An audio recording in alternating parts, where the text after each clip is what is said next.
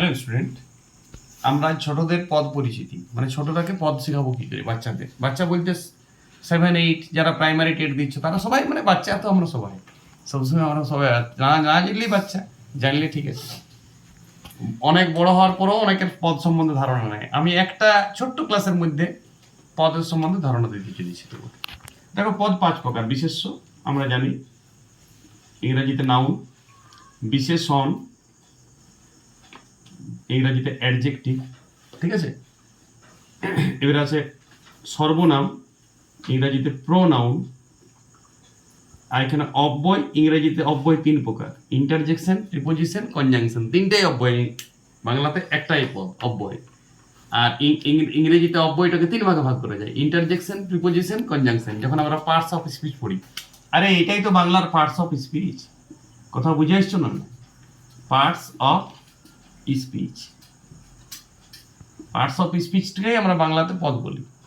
বাংলাতে পদ 5 প্রকার। এখানে তো এক অব্যয়টাকে 3 ভাগে ভাগ করা আছে ইংরেজিতে, তো ইংরেজিতে 8 প্রকার হয়ে গেছে তখন। কথা বুঝছে? আর অ্যাডভার্ব, বিশেষণটাকে 2 ভাগে ভাগ করা যায়: অ্যাডজেক্টিভ আর অ্যাডভার্ব। একটা ক্রিয়া বিশেষণ আর একটি হচ্ছে বিশেষ্যের বিশেষণ বাংলাতে। কিন্তু বাংলাতে একটাই পদ বিশেষণ, ইংরেজিতে অ্যাডভার্ব আর অ্যাডজেক্টিভ। ওই দুটো বিশেষণই বটে, একটা ক্রিয়া বিশেষণ আর একটা বিশেষ্যের বিশেষণ। আর ক্রিয়া, কাজ করাকে ক্রিয়া, ইংরেজি তো এটা একটাই আছে, ভার্ব।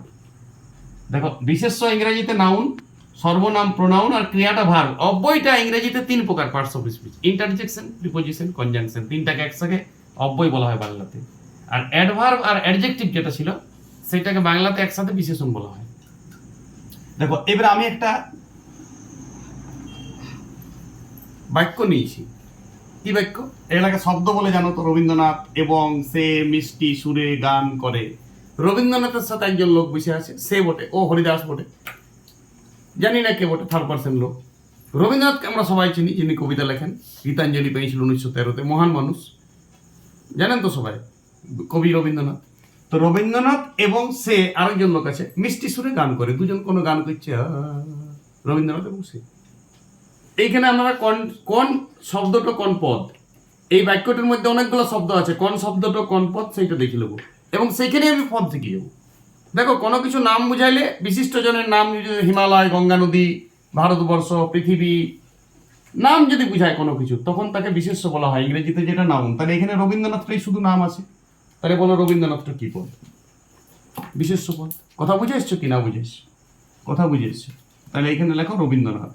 যদি আরো হয় তো আমি কমা দিয়ে লিখবো। এরকম আমি অনেক বাক্য দেবো, তোমরা প্র্যাকটিস করবে। এখন একটা শিখাচ্ছি শুধু। আর সংজ্ঞা তো সংজ্ঞার পিছনে দৌড়ে না, কাকে বলে জানতে যাও না, প্র্যাকটিস করায়। বর্তমান যুগ গ্রামার প্র্যাকটিসের জন্য বটে, খাতা নিয়ে টুকার জন্য নয়। প্র্যাকটিস করতে করতে তুমি গ্রামার উপলব্ধি করতে পারবে। খাতা করার দরকার নাই, শুধু প্র্যাকটিসের জন্য খাতা দরকার। প্র্যাকটিস করো, সন্ধি বিচ্ছেদ প্র্যাকটিস, সমাস প্র্যাকটিস, পদ প্র্যাকটিস। প্র্যাকটিস করতে করতে শিখে যাবে। বিশেষণ দেখো, যেটাতে বিশেষ্যের 10 গুণ অবস্থা বুঝায়। তাহলে এখানে গানটা কি? গান একটা কাজ করছে, কেমন করে গান করছে না মিষ্টি সুরে, তাহলে অ্যাডভার্ব বটে, ক্রিয়া বিশেষণ বটে। গানের 10 গুণ অবস্থা বুঝেছি। এমন হইতে পারে গানটা কাকের সুরে গান করছে, আজে বাজে গান করে যদি বলি, তো তাহলে সেটাও বুঝাই তো গানটা কেমন। গানের 10 গুণ অবস্থা বুঝাইছে। যদি কোনো ক্রিয়ার 10 গুণ অবস্থা বুঝায়, তখন সেটা বিশেষণ পদ। তাহলে মিষ্টি সুরে পুরাটাই বিশেষণ। সে যে রোজ সকালে মিষ্টি সুরে গান শোনাতো আমায়, সেই মিষ্টি সুর। তাহলে মিষ্টি সুরে গান করে মানে গানের 10 গুণ অবস্থা বুঝাইছে, ভালো গান করছে এখানে। তাহলে মিষ্টি সুরের শব্দটা পুরাটাই বিশেষণ পদ। এইবার শুনো, সর্বনাম, নামের পরিবর্তে যখন বসবে কোনো কিছু, নাম বলা নাই ওর। এখানে যদি বলা থাকতো প্রদীপ, তাহলে তো নাম বলা থাকলো। সে বলা আছে, এই সে, তিনি, উনি, তাহারা, ওনারা, তারা, তাদের, এইসব যদি থাকে কোনো নামের পরিবর্তে বসছে, ওখানে, সেখানে, সেটাও জায়গার নাম বুঝাচ্ছে। এই শব্দগুলো সব সর্বনাম পদ। নামের পরিবর্তে, নামের নাম না ইউজ করে আমরা কোনো কিছু উনি, তিনি, আপনি, তাহারা, তারা, তাদের, ওখানে, সেখানে, যেখানে, এইসব যদি থাকে, তখন সেইটা হবে সর্বনাম। তাহলে এখানে সেটা হবে সর্বনাম। সে, কথা বুঝে এসছো? লোকটার নাম জানি না, রবীন্দ্রনাথ তো নাম জানি, জ্ঞানী লোক, মহান মানুষ, কবিতা বিশিষ্ট কবি, তার বিশেষ্য পদ।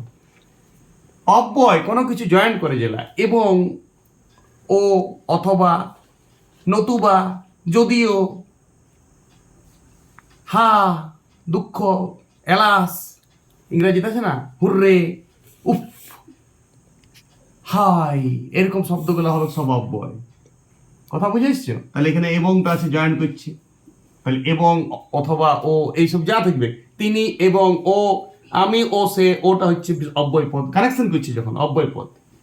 ক্রিয়াপদ হচ্ছে কাজ, তাহলে গান করাটা কাজ, তাহলে গান করে পুরাটা কাজ, তাহলে গান করে এটা হচ্ছে ক্রিয়া। এই গেল এই বাক্যটা কোনটা কি পদ, এবং তুমি উপলব্ধি করো কোনটা কি পদ এইভাবে। এইখান থেকে এমনি বাক্য, বিভিন্ন বাক্য নিবে, স্যাররা দেবে, আমি বিভিন্ন বাক্য দেবো, আর তোমরা প্র্যাকটিস করবে।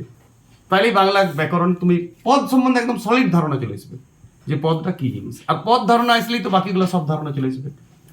কথা বুঝে এসছো? তাহলে এইভাবে যে কোনো একটা শব্দ তৈরি করে নিজেরা পদটা পাইবে। একটা বাক্য লিখবে, সেই বাক্যের কোন শব্দটা কোন পদ বুঝাবে, এমন বাক্য লিখবে যাতে সব পদগুলো চলে আসে। ঠিক আছে? যেমন ভারত এবং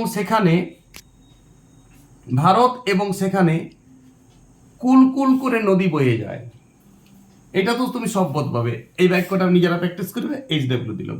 ভারত এবং সেখানে কুল কুল করে নদী বয়ে যায়, প্র্যাকটিস করবে কোনটা কি পদ এই শব্দটা। ওকে, ভালো থাকো সবাই।